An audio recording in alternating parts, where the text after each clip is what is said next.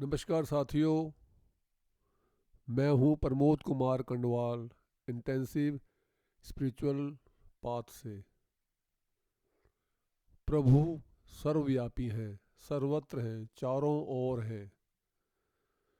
फिर भी हम संसार को ही चारों ओर देखते हैं, क्योंकि हमारा देखनापन मन और बुद्धि से है।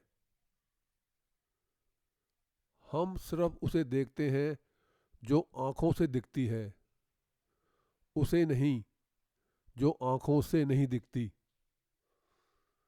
और जो नहीं दिखती वो ही ताकतवर और महत्वपूर्ण होती है। जो हमें आंखों से दिख जाती है आसानी से, उसे देख लेना कोई वीरता नहीं। लेकिन जो नहीं दिखती, जैसे हवा है, कीटाणु है, सूक्ष्म जीवाणु है, गुरुत्वाकर्षण बल है, डार्क मैटर है, डार्क एनर्जी है, इनको देखना सूरवीरता है। जो दिख रही है वो तो आसान है, आसान काम तो कोई भी कर लेता है। क्या हम कभी हवा को देखने का प्रयास करते हैं? कभी गुरुत्वाकर्षण बल को देखने का प्रयास करते हैं? और हमें अगर नहीं दिखते तो क्या हम इनको कभी अनुभव करने का प्रयास करते हैं? हमारा ध्यान कभी इसकी ओर जाता है? और यही कारण है कि हम हमेशा संसार में फंसे रहते हैं, क्योंकि ये आंखें संसार के मसाले को ही देखती है, और जो हमारी जीवात्मा है वो परमात्मा को। यही फर्क है एक आम व्यक्ति के अंदर और एक भक्त में। परमात्मा से ही जड़ पैदा होता है, परमात्मा से ही चेतन, परमात्मा से ही संसार पैदा होता है, परमात्मा से ही जीव। जैसे हमारा शरीर चेतन है, मान लेते हैं एक मिनट के लिए कि हमारा शरीर चेतन है, लेकिन इसी चेतन शरीर से ही जड़ पैदा होता है। जैसे बाल, हम बाल काट लेते हैं, हमें कोई दर्द नहीं होता, ये जड़ है। नाखून काटते हैं, हमें कोई दर्द नहीं होता है, ये जड़ है। तो इस चेतन शरीर से ही जड़ पैदा हो रहा है। तो इससे सिद्ध होता है कि परम पिता परमात्मा से ही संसार की उत्पत्ति हुई है। भगवान की सब पर समान कृपा होती है, मगर हर व्यक्ति उस कृपा को उतना ग्रहण नहीं कर पाता जितना सच्चा भक्त कर पाता है।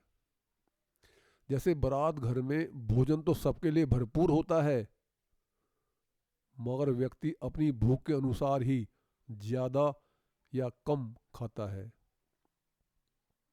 सुबाहु, मारीच, खर दूषण, दुर्योधन, शकुनी, स्वरूपनखा, इन सब ने भी भगवान के साकार रूप के दर्शन किए थे।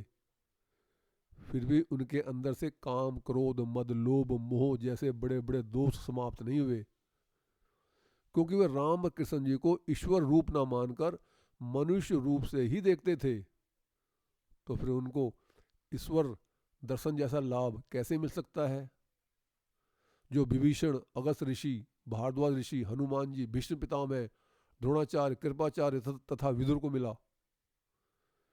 जिसकी जैसी भावना होती है उस पर वैसा ही असर पड़ता है। सच्चा भक्त भगवान की भक्ति करता है, उसे कुछ मांगता नहीं, क्योंकि मांगने से वस्तु के साथ संबंध होता है, भगवान के साथ नहीं।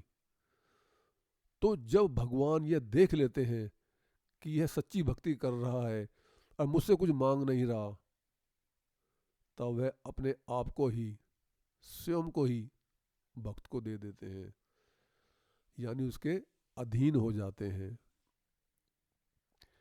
यह बात बिल्कुल सत्य है कि कोई भी परमात्मा का पूरा वर्णन नहीं कर सकता है। फिर भी संतों ने और ग्रंथों ने जो वर्णन किया है वह अत्यंत उपयोगी है, और वैसा मानकर साधन करने से परमात्मा की प्राप्ति हो जाती है, हमारा काम बन जाता है। जब हनुमान जी सीता माता की सुधि लेने लंका पहुंचे तो वो जान गए कि विभीषण जी सच्चे भक्त हैं। उन्होंने कहा कि मैं अपनी ओर से अपना इनको परिचय दूंगा,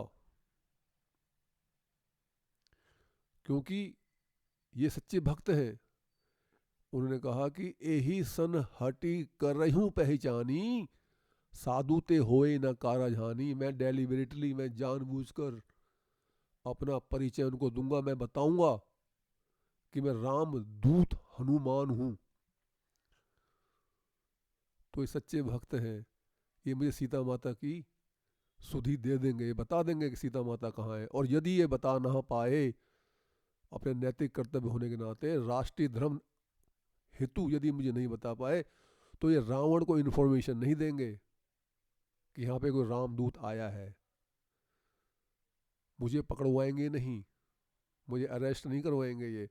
क्यों? क्योंकि साधु ये सज्जन हैं, साधु ते होए न कारज हानि। जो सच्चे होते हैं, तो साधु होते हैं, वो हमेशा नैतिकता के बल पर अपना जीवन जीते हैं, वो कभी कोई गलत कार्य नहीं करते। तो श्री रामचरितमानस के अंदर हनुमान जी की चौपाई बड़ी मशहूर है, ऐसन हटी करहूँ पहचानी, साधु ते होए न कारज हानि। हमें सच्चे व्यक्ति का संग करना चाहिए, यदि उससे हमें कोई लाभ नहीं हुआ तो हमें कभी भी हानि नहीं होगी। यदि आपको ये संदेश ज्ञानवर्धक तथा उपयोगी लगता है तो आप चैनल को सब्सक्राइब तथा वीडियो को लाइक, कमेंट और शेयर भी कर सकते हैं, ताकि प्रतिदिन रिलीज होने वाली सभी वीडियो का नोटिफिकेशन आपको मिलता रहे। गुरु भगवान सबका कल्याण करें।